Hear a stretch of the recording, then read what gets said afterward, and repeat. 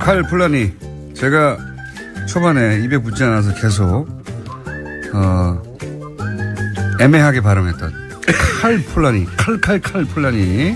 칼 폴라라니. 네. 칼 폴라니. 사회경제연구소. 최근에 회원 가입 증대 운동에 돌입하셨다고. 제가 돌입한 게 아니라 우리 정 PD님께서 돌입하셨습니다. 아, 저희 방송 PD가요? 그래 늘었어요. 몇 명 늘었습니까?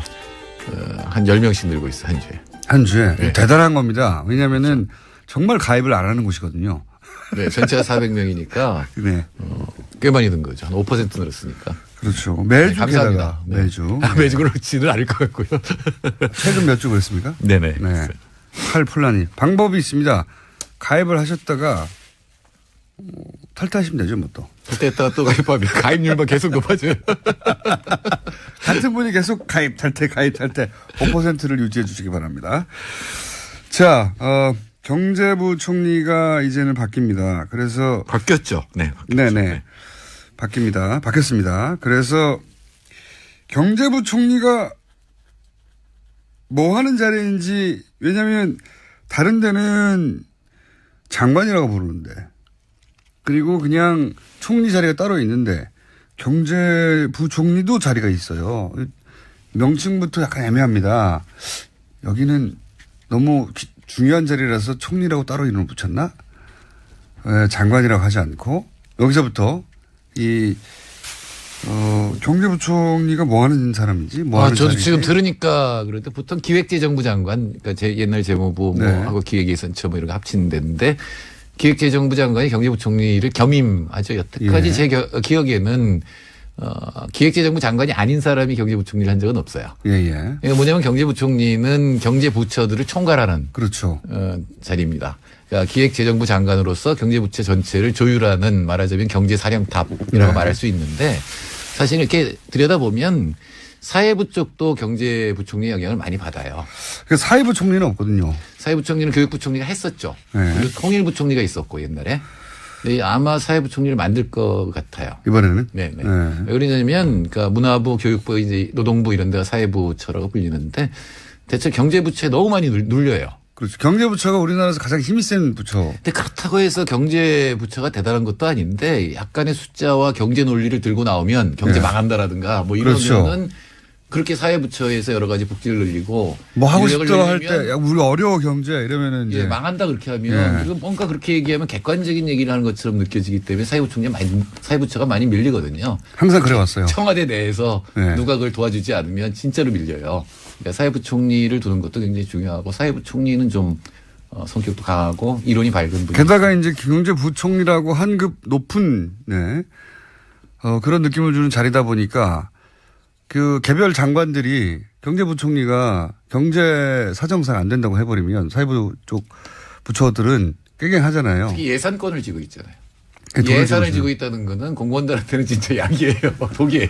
여기 잘못 보이면 자기 부처 예산이 깎일 수 있기 때문에 함부로 이제 경제부처에 대들 수 없죠. 그래서 아마 이 예산을 다루는 비서관을 둔다는 거 아니에요, 청와대에서.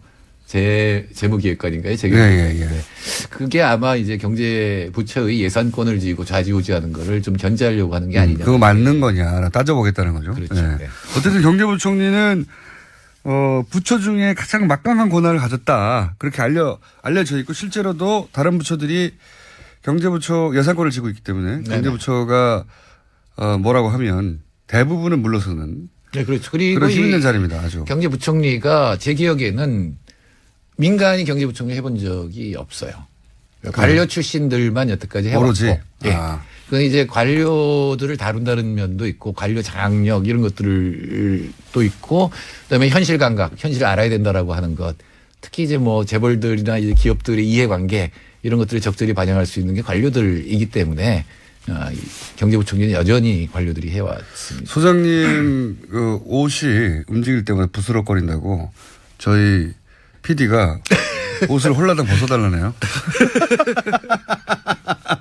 하여튼 저기 아까 뭐 팔을 움직이지 말아주시고요. 꼼짝도 하지 말아주세요. 교수님이 하얀 옷을 입으면 백곰 같다고 제가 한번 옷을 벗은 개구리 같은 제가 겁니다. 오늘 아마 이렇게 부스러기 심한 옷을 소리가 심한 옷을 입고 오셨기 때문에 꼼짝도 말고 입만 움직여 주십시오. 지금 옷을 벗기는 이미 늦었고요. 이게 마이크가 굉장히 성능이 좋네요. 네. 자, 그러면은 새로운 부총리가 왔는데 전임 부총리를 공과를 한번 정리하고 새로운 부총리는 어떤 정책이 전망되는지 한번 이야기해 볼 텐데 일단 유일호 부총리 경제부총리로는 참 존재감이 없었다라는 생각이 저는 일단 그런 인상이 남는데. 그렇죠. 유일호 부총리 하면 이분이 뭘 했는지가 기억이 안 나죠. 그래서 제가 잘 안 납니다. 네, 검색을 해봤어요. 예. 유일호 정책. 기사조차도 잘 없어요, 사실은. 없어요. 이임사만 나오고. 네. 이임사만 이임사. 그러니까 무슨 보통은 부총리가 그만두면 이 사람이 뭘 했다, 그렇죠. 뭘 못했다라는 게 나오거든요. 평가들이 나오는데. 근데 그게 없어요. 네. 근데 제 생각에는 이분의 장점도 거기 있다고 봐요. 아무것도 안 한 거예요, 장점.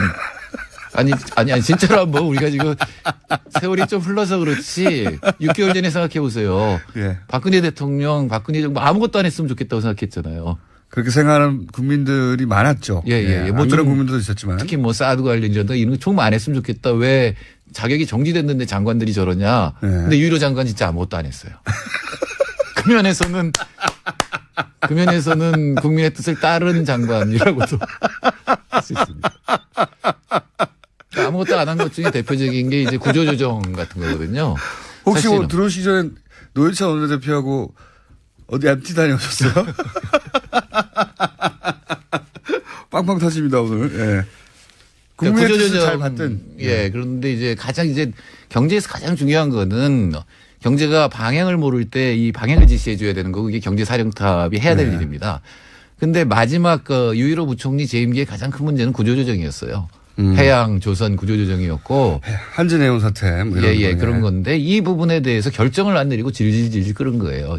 이른바 청와대 서별관 회의 같은 거나 하고 거기서 정부가 뭔가를 나서서 책임을 져야 되는데 이 책임을 진다는 건 뭐냐면 뭔가를 결정하고 국회에 보고를 하고 공적 자금을 요청하거나 해서 결정의 내용을 명확히 밝히는 거거든요. 네.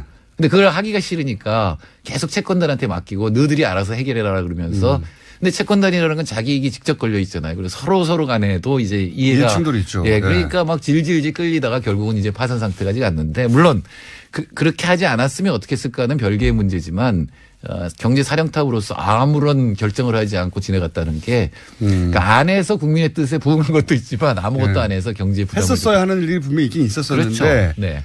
그중에서 가장 문제가 되는 것은 이런 해운 관련 여기가 난리가 났죠. 네, 그 외에는 유일호 부총리가 한 일에 대해서 평가하기 어려운 게 이 최경환 부총리는 강한 사람이 우리 기억에 남아 있잖아요. 네, 부동산. 예, 빚내서 집사라. 유명한. 그러니까 이자율 떨어뜨리고 뭐 이랬기 때문에 그 부담이 고스란히 넘어왔고 그걸 유일호 부총리가 엄청난 가계부채를 남겼죠. 예. 330조가 이제 박근혜 정부 때 늘었는데 이제는 더 이상 늘 수 없는 상태예요. 네.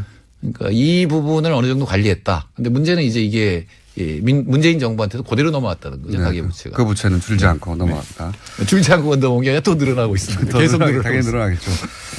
자, 유일호 부총리는 그래서 아무것도 하지 않음으로써 국민의 뜻에 부응한 첫 번째 경제부총리였고 마지막 경제부총리야 하겠죠. 아무것도 하지 않으면 안 되잖아요. 그러면은 새로운 우리 김동연 부총리 는 어떤 분이고 앞으로 어떤 정책이 전망됩니까? 역시 관료 출신인데. 네, 김동연 부총리는 그 칼럼이나 이런 것들 보면 남을 공감할 줄 아는 분인 것 같아요. 그리고 굉장히 성실. 개인사도 보면 네, 그런 개인사들이 그리고 있습니다. 이제 보통의 엘리트 관료 출신은 아니죠. 네. 그러니까 소위 이제 엘리트 코스를 밟지 않았어요. 예. 네, 흑수저 부총리라고 할 수가 있고 그다음에 학위가 없다 그러니까 이 야간 대학을 다니고 그다음에 또 유학을 가서 제 기억으로 3년 반 만에 박사학위를 땄든가 그래요. 그래요? 그러니까 엄청나게 뭐 학습 능력도 노력하군요. 있는, 기본적으로. 있는 분이죠. 근데 이제 관료라고 하는 거는 기본적으로 결정된 것들을 따르지 본인이 대통령의 뜻을 거스르지는 잘 않습니다. 그렇죠. 그러니까 그런 면에서는 지금 지나갔지만 4대강 역시 이분이 추진했거든요. 예. 당시에 이제 청와대에 있었을 텐데. 본인이 직접 추진한 건 아니지만. 본인이 예. 직접 한 건 아니지만 그때 관료였다는 거죠. 예. 그렇다고 해서 아주 뚜렷하게 잘못된 정책이 이 청와대나 대통령한테 나왔을 때 그게 반기를 들 정도는 아니다. 라고 표현합니다. 그러니까 김동연 표 독자적인 경제 정책이 나오지는 않을 것이다 이렇게 보시는 거군요. 예, 그러니까 소득주도 성장론을 어떻게 구현할 것인가를 충실히 따를 것이다라는 건 확실하고요. 예. 그러니까 일자리에 관한 얘기도 했고 다만 그래도 소신을 잠깐 내비쳤어요. 비정규직도 필요하다. 맞잖아요. 비정규직 필요합니다. 네, 비정규직이 제로일 수는 없습니다. 예, 그런 정도까지 얘기는 했는데 근데 또 하나를 덧붙인 건 이제 혁신 성장에 관한 얘기입니다. 근데 혁신 성장 중요한 얘기입니다. 근데 이 혁신 성장에 대해서 혁신을 해야 되죠. 경제 생산성이 올라가고. 좋은 말은 두 가지 붙어 있는데 혁신과 성장은 좋은 거죠. 혁신을 통해 성장한다. 이거는 기업의 생산성이 올라가서 수출도 늘리고 내수에서는 가격이 싸지니까 사람들의 삶의 질이 높아지는 거니까 좋은 건데 이 혁신의 내용을 뭐라고 얘기했냐면 규제 완화와 서비스 산업 육성이라고 얘기했어요. 규제 완화는 오랫동안 듣던 이야기인데요. 이거 기업이 원하는 항상. 그러니까 사실은 김대중 정부 때부터 시작해서 지금까지 규제 완화를 얘기했고 특히 이 박근혜 정부 때는 규제는 암덩어리라는 얘기를 했죠. 규제를 바다에 던져서 동동 뜨는 것만 건져내고 뭐 이런 얘기까지 하면서 규제를 없애는 거려고 했는데 그리고 그거를 이제 서비스 산업 육성으로 연결한다라고 하는 논리를 갖고 있었거든요. 규제 완화는 기본적으로는 이제 재벌들이 무슨 일을 할 때 방해가 되는 법을 없애달라는 거였죠. 이때까지는. 네, 그렇죠. 그래서 아버지를 흉내내서 무역투자진흥회의 뭐 이런 걸 하면 완전히 재벌 소원 수리하는 회의였거든요. 근데 그런 기조를 그대로 갖고 머릿속에 갖고 이거는 옳은 방법이었다고 생각하면 밑에 있는 부처 공무원들도 그 기존에 하던 것들이잖아요. 지난 5년 동안 열심히 만들었잖아요. 그렇죠. 그럼 그걸 이름만 바꿔서 계속 내놓을 가능성이 굉장히 높습니다. 그렇군요. 근데 문제는 장하성 교수, 그러니까 장하성 실장도 그렇게 이 규제 완화라든가 이런 거에 대해서 뚜렷한 생각은 안 가지고 있는 분입니다. 그러세요? 예, 장하성 교수는 시장보다는 관료를 안 믿어요. 그래서 항상 관치금융 얘기하면서 그러니까 시장에 맡기는 것이 기본적으로 옳다고 생각하기 때문에 이 부분에 대해서 특히 이제 청와대에서 실장 자리에 있어도 청와대는 청와대대로 함부로 공무원들이 하는 거에 대해서 아주 큰 일이 아니면은 웬만하면 건드리지 않으려고 합니다. 그렇군요. 예. 5년 전에 이동걸 박사하고 제가 청와대 들어갈 때 이동걸 박사가 한 얘기가 있어요. 너는 딱 한 분만 반대할 수 있을 뿐이다. 대통령. 아니요. 대통령이 아니라 전체 기조라든가 대통령의 말씀에 한 번 반대할 수 있을 거다. 한 번. 예, 그 전에 자꾸 처음에 아무것도 아닌 거에 반대하면 그때 잘려버리니까 기다리다가 진짜 중요하다고 생각할 때 반대해야 된다라는 거는 물론 청와대에 있으면은 여러 가지 부처가 하는 일에 대해서 코멘트도 할 수 있고 있지만 웬만한 거를 함부로 건드리지는 못하거든요. 왜냐하면 부처하고 대립이 되면 그다음부터는 본인이 하고 싶은 일을 하기가 굉장히 어려워지기 때문에. 그렇군요. 그래서 지금 느낌은 김동연 부총리가 규제 완화 서비스 산업 육성이라는 거를 청문회에서 말할 정도면 그리고 특별히 반대할 이유가 없다면 일자리 만들기 하고 규제 완화 두 개가 같이 갈 가능성도 보인다. 이 부분은 좀 청와대나 부총리가 만나서 과연 규제 완화에서 서비스 산업이 우리나라가 그동안 얼마나 발전했는지 이 얘기는 사실 굉장히 오래된 얘기입니다. 가령 노무현 대통령이 FTA 추진할 때도 FTA를 한꺼번에 규제를 완화해서 서비스 산업을 획기적으로 발전시킨다는 생각을 했었거든요. 과연 그렇게 해서 규제 완화를 해서 우리나라 서비스 산업이 얼마나 발전했고 반면에 규제 완화 때문에 훼손된 것들도 있을 거 아니에요. 공공성이라든가 자연이라든가 이런 것들을 좀 한번 정리를 해볼 필요가 있어요. 그래서 어떤 걸 규제 완화할지 그 기준을 만들 필요가 있습니다. 청와대에 있어 본 분의 경험담이었고요.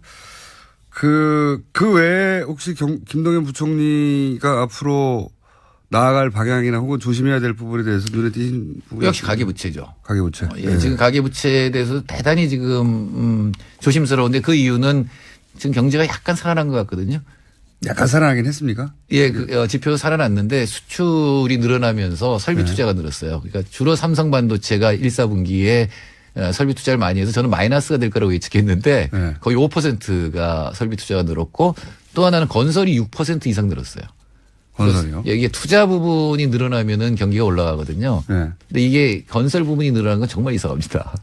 마지막 주택 건설 주택 가지고 마지막 돈 벌겠다 이런 어떤 시도기 때문에 만일에 여기 또 중산층이 돈 빌려서 끌려 들어가면 가계부채는 정말로 이제는 돌이킬 수 없는 상황이 되거든요. 알겠습니다. 자, 여기 큰 틀에서 한번 짚어봤고요. 다음 주는 계속해서 전망을 해보겠습니다. 지금까지 기획재정부 장관이 아닌 사람이 경제부총리를 한 적은 없어요. 예. 이게 뭐냐면 경제부총리는 경제부처들을 총괄하는 그렇죠. 자리입니다. 그러니까 기획재정부 장관으로서 경제부처 전체를 조율하는 말하자면 경제사령탑이라고 말할 수 있는데 사실 이렇게 들여다보면 사회부 쪽도 경제부총리의 영향을 많이 받아요. 그 사회부 총리는 없거든요. 사회부총리는 교육부총리가 했었죠. 네. 그리고 통일부총리가 있었고 옛날에.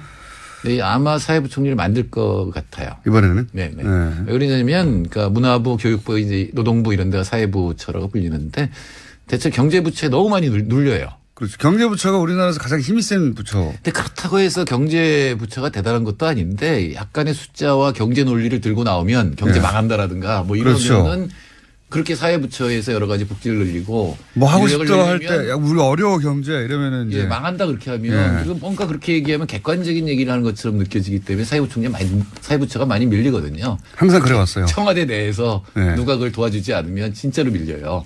그러니까 사회부총리를 두는 것도 굉장히 중요하고 사회부총리는 좀 성격도 강하고 이론이 밝은 분이. 게다가 이제 경제부총리라고 한급 높은, 네. 그런 느낌을 주는 자리다 보니까 그 개별 장관들이 경제부총리가 경제 사정상 안 된다고 해버리면 사회부 쪽 부처들은 깨갱하잖아요. 특히 예산권을 쥐고 있잖아요. 돈을 예산을 쥐고 쥐고 있다는 거는 공무원들한테는 진짜 약이에요. 독이에요. 여기 잘못 보이면 자기 부처 예산이 깎일 수 있기 때문에 함부로 이제 경제부처에 대들 수 없죠. 그래서 아마 이 예산을 다루는 비서관을 둔다는 거 아니에요. 청와대에서. 재무기획관인가요? 예. 그게 아마 이제 경제부처의 예산권을 쥐고 좌지우지하는 거를 좀 견제하려고 하는 게 아니냐. 그거 맞는 거냐 따져보겠다는 거죠. 그렇죠. 네. 네. 어쨌든 경제부총리는 부처 중에 가장 막강한 권한을 가졌다. 그렇게 알려져 있고 실제로 같은 분이 계속 가입 탈퇴 5%를 유지해 주시기 바랍니다. 자, 경제부총리가 이제는 바뀝니다. 그래서 바뀌었죠. 네. 네네. 바뀌었습니다. 그래서 경제부총리가 뭐 하는 자리인지, 왜냐하면 다른 데는 장관이라고 부르는데, 그리고 그냥 총리 자리가 따로 있는데 경제부총리도 자리가 있어요. 명칭부터 약간 애매합니다. 여기는 너무 중요한 자리라서 총리라고 따로 이름을 붙였나? 장관이라고 하지 않고 여기서부터 경제부총리가 뭐 하는 사람인지 뭐 하는 저도 자리인지. 지금 들으니까 그런데 보통 기획재정부 장관, 그러니까 옛날 재무부 네. 하고 기획예산처 뭐 이런 거 합치는 데인데 기획재정부 장관이 경제부총리를 겸임하죠. 여태까지 예. 제 기억에는 또 다른 부처들이 경제부처 예산권을 쥐고 있기 때문에 경제부처가 뭐라고 하면 대부분은 물러서는 네, 그렇죠. 그리고 그런 힘 있는 자리입니다. 아주. 경제부총리가 제 기억에는 민간이 경제부총리 해본 적이 없어요. 관료 출신들만 여태까지 해왔고. 오로지. 예. 그건 이제 관료들을 다룬다는 면도 있고 관료 장악력 이런 것들도 있고 그다음에 현실 감각, 현실을 알아야 된다라고 하는 것. 특히 이제 뭐 재벌들이나 이제 기업들의 이해관계 이런 것들을 적절히 반영할 수 있는 게 관료들이기 때문에 경제부총리는 여전히 관료들이 해왔습니다. 소장님 그 옷이 움직일 때마다 부스럭거린다고 저희 PD가 옷을 홀라당 벗어달라네요.